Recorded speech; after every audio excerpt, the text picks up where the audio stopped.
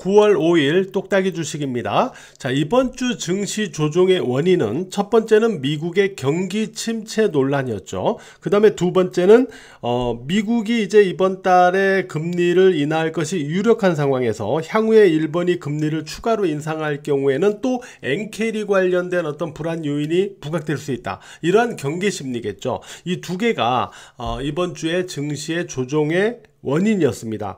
엔캐리 관련해서는 사실상은 실체가 구체적으로 나타난 건 없어요. 일단 가능성을 가지고 심리적인 불안을 이끄는 그러한 요인이다라고 현재까지는 볼 수는 있는데, 특히 이번 주 조종의 가장 큰 결정적 원인은 미국의 경기 침체 논란이었죠. 미국의 이 제조업 PMI가 예상치를 하회하면서 화요일 날에 미국 증시가 큰 폭으로 하락을 했고, 이게 수요일 어제 한국 증시의 큰 폭 갭 하락을 이끌면서 이번 주 조종의 결정타를 주는 그런 상황이었습니다. 그런데 여기서 우리가 주목할 부분이 한 가지 있어요. 어떤 부분이 있냐면, 자, 한국은 수출 경제입니다. 그죠? 아시죠? 근데 미국은 내수 경제예요. 그러니까 한국 같은 수출 경제에서는 제조업 분야가 상당히 중요하죠. 그러나 미국 같은 내수 경제에서는 제조업보다는 비제조업 쪽, 그러니까 서비스나 이런 쪽에 어떤 동향이 더 중요합니다. 그래서 미국 증시가 이번에 이제 제조업 PMI 예상치 하회로 이제 화요일 날에 하락을 했지만은, 이제 사실은 제조업 PMI보다 더 중요한 지표가 이제 발표가 된다는 거죠. 그게 뭐냐면, 보시면 오늘이죠.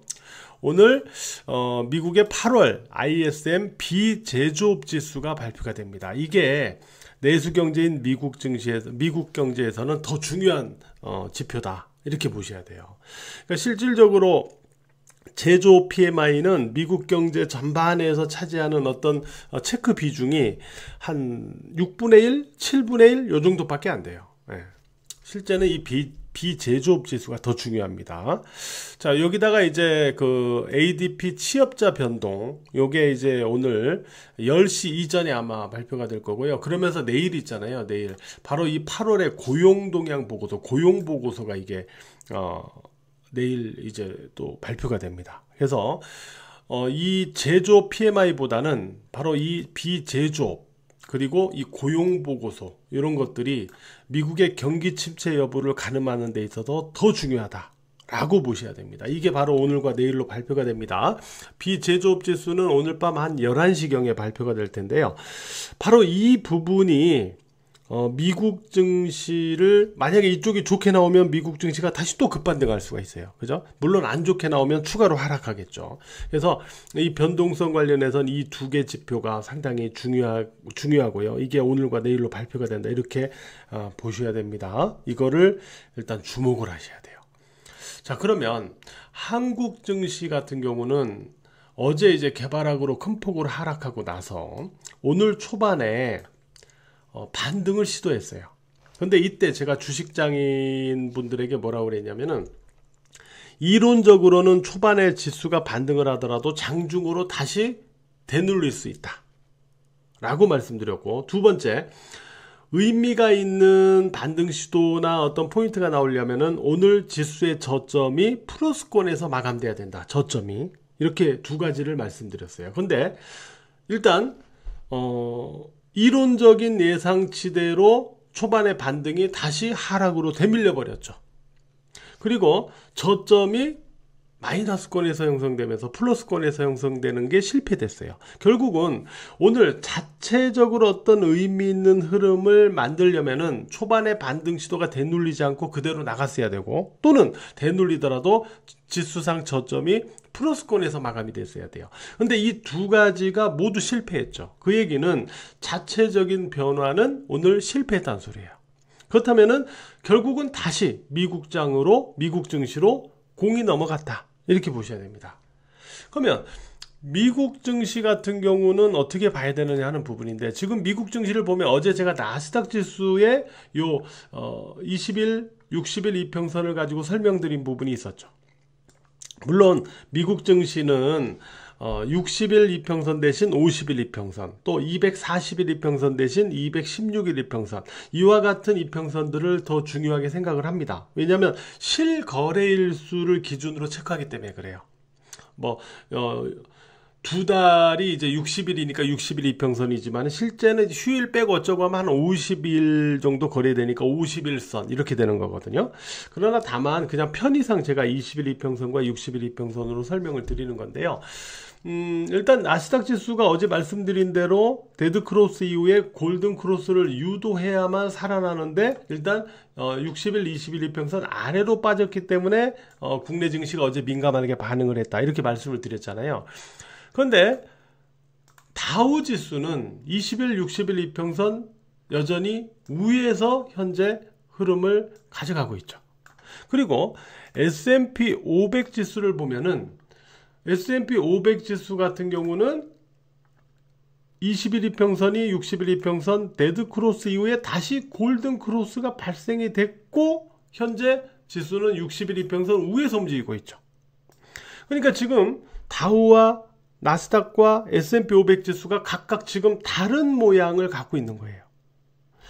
자, 그렇다면은 이제 중요한 거는 다우와 S&P 500 지수가 나스닥 지수를 따라갈 것이냐, 아니면 나스닥 지수가 다우와 S&P 500 지수를 따라가면서 다시 대반등을 할 것이냐, 둘 중에 어느 쪽으로 미국 증시가 방향을 만들어갈 것이냐 하는 건데, 이 부분과 관련해서는 앞에서 설명드린 이 비제조업 지수하고 그 다음에 고용 지표, 요게 상당히 중요한 역할을 할 것이다 라고 보고 있기 때문에 오늘과 내일 밤에 미국 증시 흐름이 상당히 중요할 것이다. 과연 나스닥이 다우와 S&P 500 지수를 따라갈 것이냐, 그러면 국내 증시도 다시 반등으로 살아나겠죠. 자, 그러나 다우와 나스닥 지수가 다우와 S&P 500 지수가 나스닥 지수를 따라간다면 국내 증시도 아직까지는 좀 더 반등으로 해서 시간이 필요하다, 이렇게 볼 수 있는 거죠. 그래서 오늘과 내일의 이 미국 지표가 상당히 중요하다라는 부분을 우리가 체크를 해야 되고요. 현재 볼 때 국내 지수 같은 경우는 일단은 첫 번째는 어제 만든 갭 있잖아요. 하락갭. 어제 만든 하락갭. 요거는 이게 언제가 됐든 간에 이제 대반등으로 이렇게 좀 메워질 수 있는 그런 성격은 갖고 있어요. 그래서 지금 비록 이렇게 빠졌더라도 이게 어느 시점에서 이제 이렇게 어제 만든 하락갭을 메우는 대반등이 나올 수는 있다. 이게 빨리 나오려면은 이제 미국의 이 경기 지표가 괜찮게 나와가지고 미국 증시가 반등을 해야 되겠죠. 근데 물론 이 반등이 나가더라도 바로 제가 박스권 하단으로 설정했던 바로 여기입니다. 여기 2667포인트. 여기를 넘어가면은 다시 살아나는 거고, 넘어가지 못하는 강도의 반등이라면은 이제 물량 축소의 기준이 될 수 있는 거죠. 이런 부분들이 향후에는 있겠죠. 근데 또 한 가지 우리가 염두를 해야 될 게 뭐가 있냐면은 바로 8월 초에 요 저점 부분이에요. 만약에 여기서 지수가 추가로 더 빠져서 8월 초 부근으로 접근한다. 그러면 어떤 현상이 나오냐면 요 시점에서 우리가 붉어졌던 부분, 그러니까 PER 그리고 PBR 대비 저평가된 지수의 수준이다 라고 보았던 부분이 이 위치에 가면 또 나오겠죠. 이거는 어느 정도 하나의 방어벽이 될 수가 있는 부분이에요. 그래서 만약에 빠지더라도 8월 초 저점 이하는 다시 또 기회가 될 수 있다 라는 부분이 있을 수 있고요. 그 전에 지금 위치에서 어제 만든 하락갭을 메우는 반등이 나올 것이냐 하는 부분이 체크 포인트다.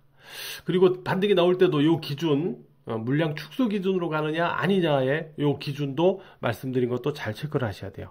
이제 이러한 부분을 갖고 미국 증시를 점검해야 되고 한국 증시를 점검해야 되는 그러한 상황에 지금 우리가 놓여져 있다, 이렇게 판단을 하셔야 됩니다. 그리고 종목은요, 이제 지수가 빠지면서 그 영향으로 주가가 같이 빠지잖아요. 주가가 같이 빠지는데, 주가가 빠지지만 외국인과 기관이 순매수하는 종목들이 있어요. 지수 빠지고 주가가 빠지는데 이 구간에서 외국인과 기관이 순매수하는 종목들, 계속 이런 종목들을 좀 추려서 체크하실 필요가 있습니다. 왜냐하면은 바로 이러한 종목들이 지수가 대반등을 할 때 주가가 강하게 대반등을 상대적으로 할 가능성이 있거든요. 그렇기 때문에 바로 이러한 종목들을 이 조정 구간에서 체크해 놓을 필요가 있다, 이렇게 말씀을 드리도록 하겠습니다. 자, 어려운 구간입니다, 이번 주. 그죠? 매우 어려운 구간이죠. 특히 반도체 관련주나 이런 쪽 보유하신 분들은 매우 어려운 구간일 거예요. 반도체 관련주는 똘똘 뭉쳐서 삼성전자 따라서 눌리고 있거든요. 삼성전자나 이 반도체 섹터 전반적인 분위기가 좀 살아나야 아마 반도체 관련주들도 좀 회복이 될 텐데, 어쨌든 매우 어려운 구간을 지금 우리가 보내고 있습니다. 예, 오늘도 매매를 어려운 구간에서 하시느라고 모두 고생 많으셨어요.